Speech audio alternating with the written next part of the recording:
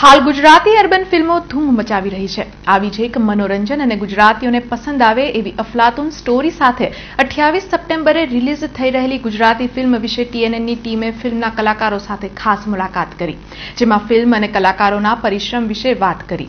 તો આવો નિહાળીએ ફિલ્મ કલાકારો સાથેની ખાસ વાતચીત। નમસ્કાર, હું છું નમ્રતા। ગુજરાતી છું, ગુજરાતી હોવાનો ગર્વ છે। ગુજરાતી મૂવી આજકાલ માર્કેટમાં ઘણી જ સરસ આવે છે અને જોવાનો ફેમિલી સાથે આપણે આનંદ પણ લઈએ છીએ। આજે TNNની ટીમ આવી પહોંચી છે વડોદરાના કમાટી ગાર્ડન ખાતે અને કમાટી બાગમાં આપણી સાથે કોણ છે એ તમને બતાવીએ। ગુજરાતી મૂવી જે 28 સપ્ટેમ્બરે લોન્ચ થવાની છે, આ છે આપણી દોસ્તી અનલિમિટેડ। યાર છે, દોસ્તી છે, સમજી જ ગયા હશો કે મૂવી શું હશે, પણ આપણે ખરેખર એ લોકો સાથે જ વાત કરીએ, સ્ટારકાસ્ટ સાથે વાત કરીએ। સૌથી પહેલાં આપણી સાથે છે પ્રોડ્યુસર પિયુષભાઈ। ગુજરાતી મૂવી બનાવી, બરોડાના જ છે, તો કેવી રીતે આ સુંદર વિચાર આવ્યો કે હું ગુજરાતી મૂવી બનાવું? જેમ તમે કીધું એમ કે બેઝ જે માતૃભૂમિ આપણી ગુજરાતની છે, તો ફર્સ્ટ ઓફ ઓલ એવી જ ઈચ્છા થાય કે આપણે ગુજરાતી ફિલ્મ બનાવીએ। અને અત્યારે માર્કેટમાં ઇન્ડસ્ટ્રીમાં બૂમિંગ છે, ગુજરાતી ફિલ્મો સારી બની રહી છે, હિન્દી ફિલ્મને ટક્કર આપી શકે એ રીતની બની રહી છે। તો ફર્સ્ટ પ્રાયોરિટી આપણી એ જ રહેવાની છે કે આપણે આપણી જ માતૃભાષાની ફિલ્મ બનાવીએ, આપણા જ લોકોને ટાર્ગેટ કરીએ। જે લોકો પહેલાં એક એવો ટ્રેન્ડ ચાલતો હતો કે લોકો થોડું ગુજરાતી ફિલ્મ જોવાનું શરમ અનુભવતા હતા, એ વસ્તુ દૂર કરવાની એક ટ્રાય કરી છે। અને સારો કન્સેપ્ટ લઈને જો આપણે આવીએ, સારી વાર્તા બતાવીએ તો ઓબ્વિયસલી લોકોને ગમવાનું છે। તો એ સ્ટેપ એટલા માટે જ અમે લીધો છે।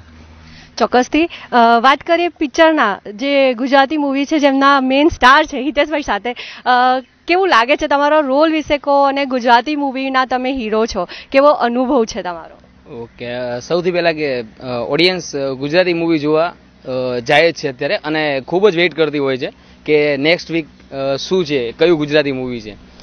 અમારી ફિલ્મમાં અમે લોકોએ 3 ફ્રેન્ડ છે, સાથે એક ગર્લફ્રેન્ડ પણ છે, તો ખૂબ જ અમે લોકોએ ધમાલ કરી છે। એક સારો મેસેજ આપવાનો પ્રયત્ન કર્યો છે।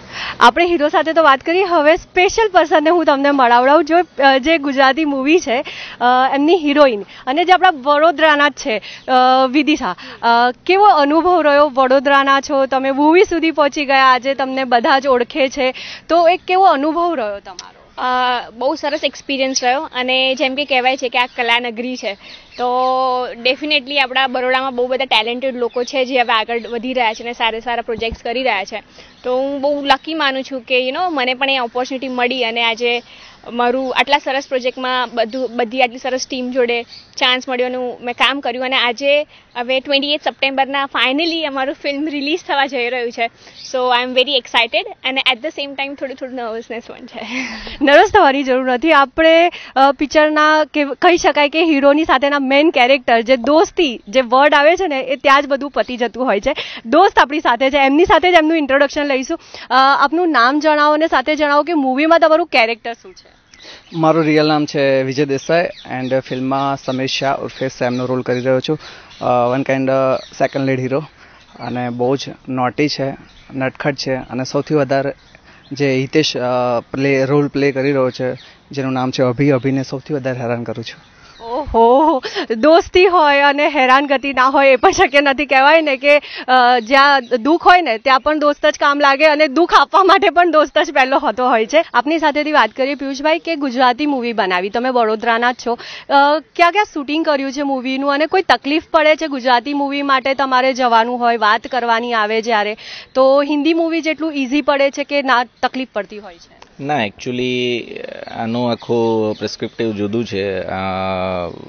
તકલીફ બહુ ઓછી પડે છે હિન્દી ફિલ્મ કરતાં, કારણ કે એક તો શું છે, લોકેશન્સ અને લોકો બધા આપણા પોતાના હોય છે, બધા જ ગુજરાતી હોય છે। આપણે સપોઝ હમણાં બરોડાની અંદર શૂટ કરીએ તો બરોડાના લોકો ખુશ થવાના છે કે ભાઈ આપણે આપણા જ સિટીમાં કરીએ છીએ। એવી જ રીતે અમે કચ્છની અંદર શૂટ કર્યું છે। કચ્છના આજુબાજુના, ભુજની આજુબાજુના લોકેશન્સ છે, અમદાવાદના લોકેશન્સ લીધા છે, ભિલોડા અને એ એરિયાઝના ખાસા બધા, પોલો ફોરેસ્ટ જે ગુજરાત ટુરિઝમની એક સરસ જગ્યા, સુંદર જગ્યા છે, ત્યાં અમે ગીત પિક્ચરાઇઝ કર્યું છે।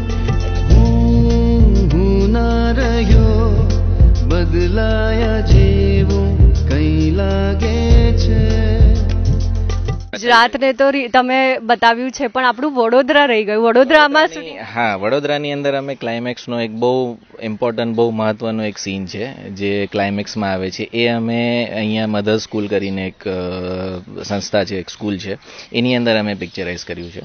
એટલે એક બરોડાને બી એવું ફીલ ના થાય કે આપણું સિટી રહી ગયું, એટલે એના માટે થઈને સ્પેશિયલી એના માટે અમે બરોડા ચૂઝ કર્યું હતું. મૂવીનું ટ્રેલર જોયું, એમાં બધી જ બહેનો છે, બહેનો બનાવી દીધી છે.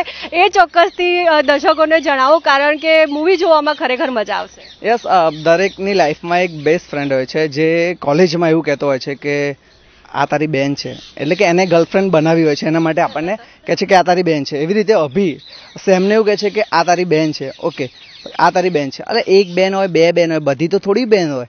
પછી જ્યારે એનું આસ્થા સાથે સેટિંગ થાય છે તો કેફેમાં બેઠો હોય છે, ત્યારે અમે સડનલી ત્યાંથી નીકળે છે અને જોઈ જઈએ છીએ, ઓ માય ગોડ, સાલો અમને ભાઈ બહેનના પાઠ ભણાવે છે અને પોતે અહીંયા બેઠો બેઠો સેટિંગ કરે છે. આ છે આપણી દોસ્તી અનલિમિટેડ યાર. 28 સપ્ટેમ્બરે રિલીઝ થવાની છે. હું થોડી વારે રિમાઇન્ડ કરાવું છું, કારણ કે આ મૂવી ચોક્કસથી જોવા જેવી છે.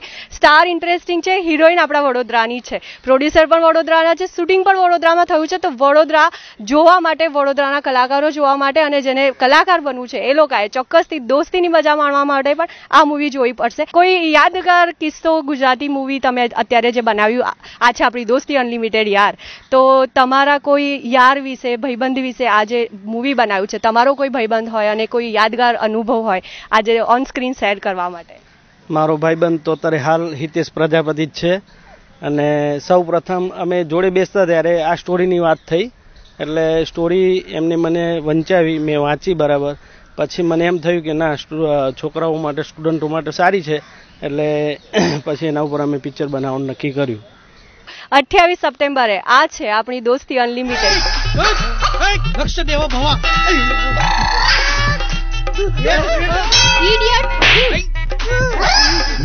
લાઈફમાં ક્યારેક કંઈ પણ મુશ્કેલી થાય, ખુશી થાય, તો પહેલું માણસ જે યાદ આવતું હોય ને મિત્ર છે, એ દોસ્ત છે. તો મારા માટે બહુ સરસ આવા દોસ્ત ખરેખર લાઈફમાં હોવા જોઈએ, કે જે એક મારી રીતે ગુજરાતીમાં આની ભાષામાં કહીએ તો ક્યાંક સેટિંગ કોઈકના જોડે કર્યું હોય અને ક્યાંક હોટલમાં બેઠા હોય નાસ્તો કરવા કે સાથે કંઈ પણ, તો મારા ફાધરને લઈને પાછળ આવી જાય કે જુઓ અહીંયા ગયો, જુઓ થિયેટરમાં ગયો. તો ખરેખર પકડાવી દે એ જ મિત્ર છે, મદદ કરે, સાથે પકડાવી છે. કારણ કે તું પ્રોપર વેમાં જાય, કારણ કે તારું સ્ટડી ચાલુ છે ભાઈ, આ બધા ચક્કરમાં ના પડીશ. એ તો ભાઈબંધનું કામ છે. આજે તારે અમદાવાદની કોલેજમાં ટીવાય નું એડમિશન લેવાનું છે ને? મને એસવાય માં 95% આવ્યા છે. તને 95% નથી આવ્યા, 100 માં 5% ઓછા આવ્યા છે. દોસ્તીની વાત છે, તમારું કેરેક્ટર એકચ્યુઅલી સમજમાં નથી આવતું કે દોસ્તોની વચ્ચે તમે શું કરવાના છો. એ એકચ્યુઅલી એમાં એવું છે કે સી રિલેશનશિપ કોઈ બી હોય, બટ આઈ થિંક ફ્રેન્ડશિપ બધી રિલેશનમાં હોવું જરૂરી છે. I think you will agree with that. પછી એ હોય ફાધર સન રિલેશનશિપ હોય તો બી એક ફ્રેન્ડશિપ બોન્ડિંગ હોવું જરૂરી છે. સો એવી જ રીતે એક ઇફ પ્રેમ છે, ઇફ ગર્લ અને બોય વચ્ચે ઇફ લવ છે, તો આઈ થિંક એના વચ્ચે બી ફ્રેન્ડશિપ હોવું બહુ જરૂરી છે, so that love never dyes. So that is vote my character is, કે અમે લોકો પ્રેમમાં પણ છે, બટ હાવ એક ટાઈમ પછી એ ફેડ થઈ જાય છે, ડાઈ થઈ જાય છે, લવ મરવા માંડે છે, તો એને જીવિત રાખવા માટે how friendship is important. So that is what I am playing. Astha. મને આસ્થા માફ કરે કે ના કરે, બસ મારે એક વખત એને મળવું છે.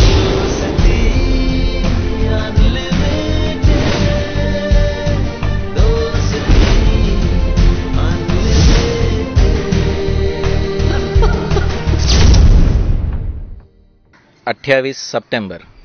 બોલતા નહીં, ચોક્કસથી જોવા જજો. હું તો વડોદરાની જ છું, મને જોવા જજો. દોસ્તીની વાત છે એટલે જોવા તો જવું પડશે. ફ્રેન્ડ્સ એકબીજાની કેવી બજાવે છે એ પણ જોવા જજો. આ છે આપણી દોસ્તી અનલિમિટેડ યાર.